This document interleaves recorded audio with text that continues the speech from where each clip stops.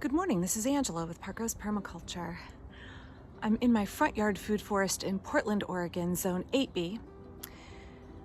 It's been raining heavily the last few days, and unfortunately I missed a window to make a video about my rain garden, but if we have more rain in the future, I will be doing it. It's on my list. I know people keep requesting how I design my rain garden. It's gonna happen, y'all. Next time we have a heavy rain, I'll get to it.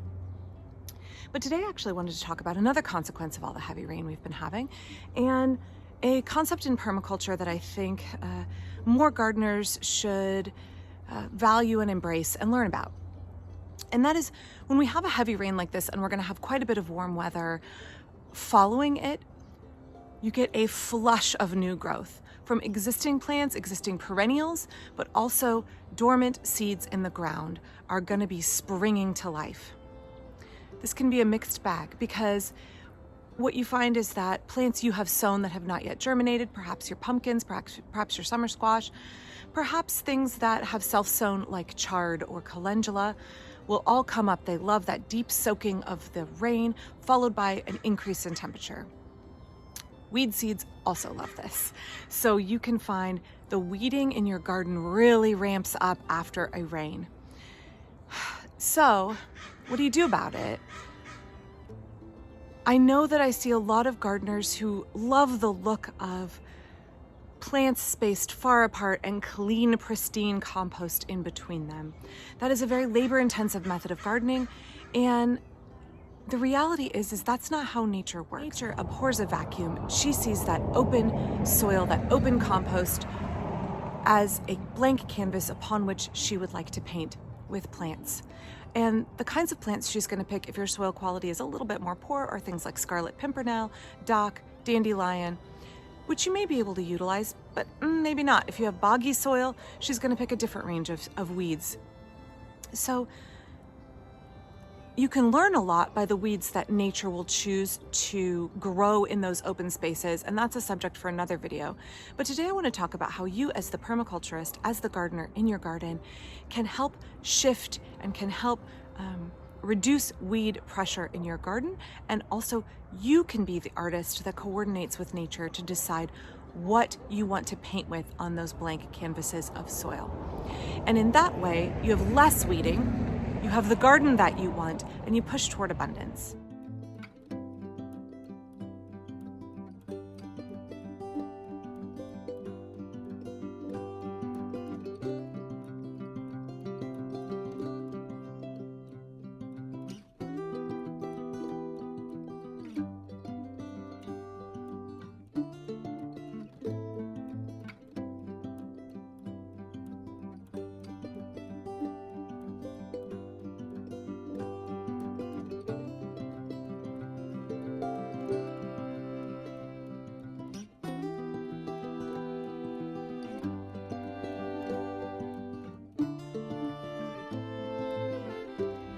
So let's just keep in mind here as we are working that weeds do happen. Weeds are a real thing, but they are very subjective, and how you define them is perhaps unique to you, and something you may value as a plant somebody else may see as an annoyance or a weed. So again, every time I talk about weeds, I get comments about how weeds don't exist.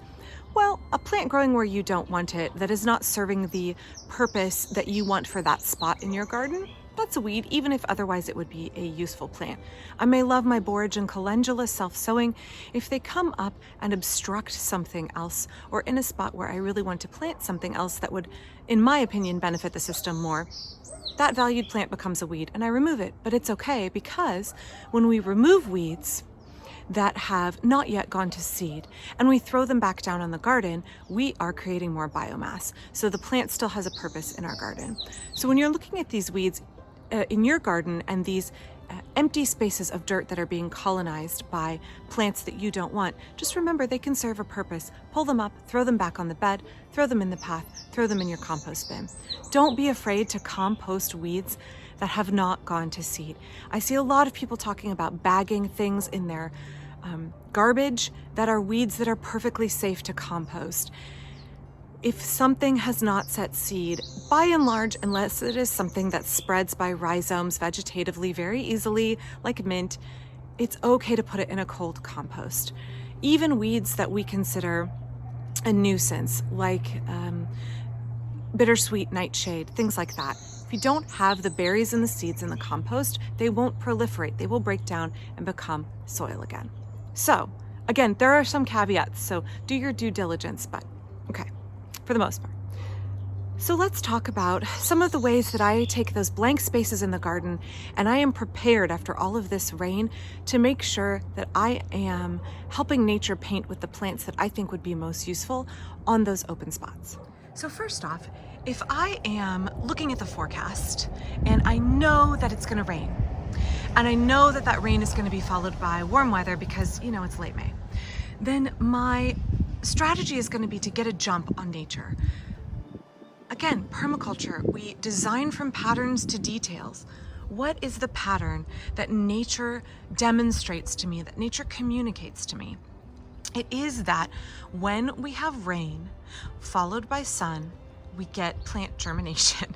So I might as well say, okay, I need to get ahead of her. I need to get my seeds in the ground so that I don't have to water them. Nature's gonna water them for me, and she's gonna create the circumstances for germination. I saw that we were gonna have a ton of rain in the forecast. What did I do? I planted zucchini.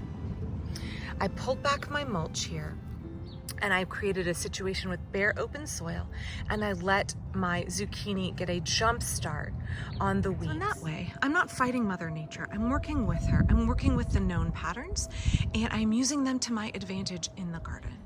So we have that blank canvas. We have that open soil that is primed and ready to be painted with plants. And we don't have time to get on top of it and get plants in the ground ahead of the weeds. What do? There's two options available to you. So the first one is I have whole areas of the garden where I put in lots of leaf mold, and some of those places I have gotten my wood chips down over. Okay, so in the areas where I have put down wood chips, you can see here I have some calendula, I have some hardy geraniums and borage and some other things. I also have dandelions. I've put back some bark chips over, some wood chips over, not bark. And these will extend the benefit of the rain by holding moisture like a sponge and holding it against the soil and preventing desiccation by the sun and the wind. But the additional benefit is that they will block weed seeds from germinating. So in the places where I've put down wood chips, I'm not super worried about weeds. Again, what I'm looking at is those idyllic pictures of rows with widely spaced plants and bare soil, because people love that look. It looks tidy to them. It's not how nature works. So in areas where I have mulch, I'm not worried about weeds. It's those areas with open ground. So I have those where I have not yet put back my mulch, and it is bare, open humus. Sorry, my neighbor's dog is just gonna bark. It is a very barky dog. Hope it's not too distracting for y'all. So here I have, under this Juneberry here, which you can see has set many berries. This is an improved Juneberry I got from Rain Tree Nursery that is developed for superior fruit production and flavor. Not the same thing as getting a serviceberry or a Juneberry for landscaping. This is one for food. Much better tasting. So underneath I have put down lots and lots of my rich organic matter, which is just, again, that open canvas, that playground for weeds. And I haven't had a chance to underplant with anything yet. So my solution, because I haven't gotten mulch down, I haven't underplanted, is I use rhubarb leaves. Now first, I'm gonna come in here before I put down this other rhubarb leaf, and I'm gonna get Mr. Sluggy. We're gonna take him down to the ducks for a snack. And now I have these rhubarb leaves. They work really well as a quick, easy mulch that covers a large section and suppresses weeds. So don't have time to put my wood chips down. Chop and drop works real well, especially broad-leaved plants like a rhubarb, like an artichoke. I'm already harvesting rhubarb almost every day anyway, might as well use those as weed suppression until I have time to get out here and put down the rest of my wood chips. So if we're dealing with the reality that once it rains and the weather warms up, nature is going to sweep in and take advantage and things are going to grow, why not grow the things that we want? So if I see rain in the forecast followed by warm weather, I'm going to sow seeds in the ground ahead of that process, right? I'm going to get a jump start on it.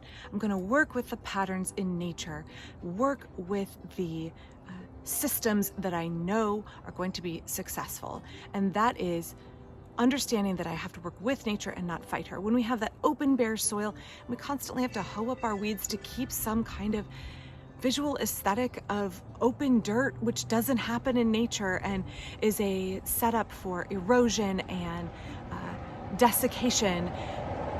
That's not reality. I don't know why that has become such a popular ideal for how a garden should look, but it's not working with the way nature wants to work. It's fighting her, and it's causing more work for you, and it's actually not good for your plants or the soil health.